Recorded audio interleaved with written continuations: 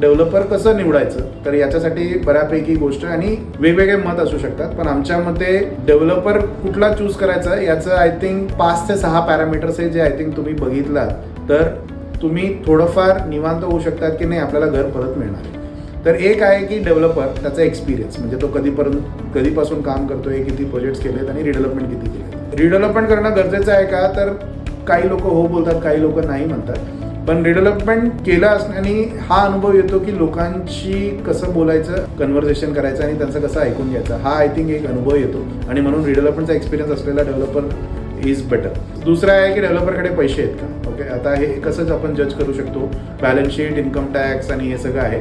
पण in general त्यांनी आतापर्यंत 5 वर्षात 6 वर्षात किती डिलिव्हरी केलेली आहे, किती सेल्स केलेले आहे. तिसरा आणि आय थिंक सगळ्यात महत्त्वाचा, delivery of the developer. Delivery म्हणजे काय की त्यांनी डेव्हलपमेंट कंप्लीट केले आहे, घर त्यांनी दिलेली आहे आणि ते घर दिलेले लोक तुम्हाला दिसत आहेत आजूबाजूला. तुम्ही app.reachwriter.com मध्ये जर तुम्ही सेक्रेटरी किंवा चेअरमॅन किंवा तुम्ही एका मेंबर म्हणून पण तुम्ही जर चॅटबॉट बरोबर तुम्ही चर्चा कराल, ओके, तर तुमचा मोबाईल नंबर टाका, OTP टाका, राईट हँड कॉर्नरला तुम्ही ते बटन दाबा, ते चॅटबॉट येईल. AI विचारू शकतात की बाबा मला नोटीस काढायचं आहे, तर we want to create notice for calling special general body meeting to initiate redevelopment.